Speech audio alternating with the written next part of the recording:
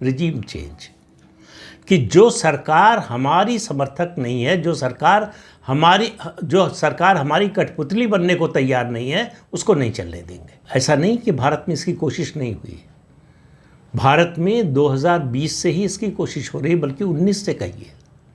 ये Rafale jet का मामला, उसमें भ्रष्टाचार है, इसका मुद्दा ऐसे ही नहीं उठाया गया था।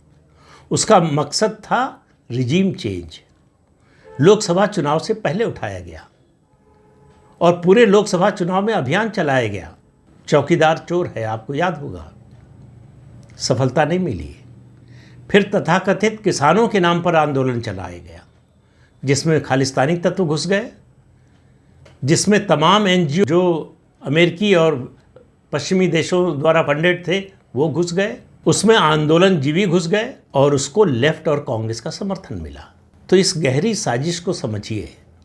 फिर उसके बाद सीए को लेकर विरोध जिस तरह का हुआ, जिस तरह की हिंसा हुई, और उसके बाद से सिलसिला लगातार चल रहा है, एक एक मुद्दे, चाहे वो हिंडनबर्ग की रिपोर्ट हो, चाहे पेगासस का मामला हो, और चाहे अब ये वोट अधिकार यात्रा या वोट चोरी का जो अभियान चलाया जा रहा है। इन सब का एक ही मकसद है, रिजीम चेंज। और रिजीम चेंज वो जानते हैं कि जनतांत्रिक तरीके से नहीं कर सकते, तो जनतांत्रिक तरीके से जो जनता ने जनादेश दिया है उसी को संदिग्ध बना दो, इसका अभियान चल रहा है।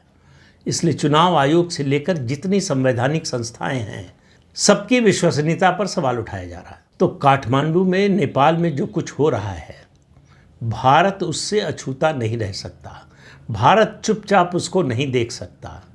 ये भारत के पड़ोस में अशांति, अराजकता पैदा करने का ये जो सिलसिला है, ये दरअसल भारत की प्रगति को रोकने के लिए है, भारत की तरक्की को रोकने के लिए है, भारत के आर्थिक विकास को रोकने के लिए है। क्योंकि अशांत पड़ोसी के साथ आप विकास नहीं कर सकते हैं। पड़ोस शांत होगा, सहयोगी होगा पड़ोसी, तो आपकी भी तरक्की होगी और आपकी पड़ोसी की भी।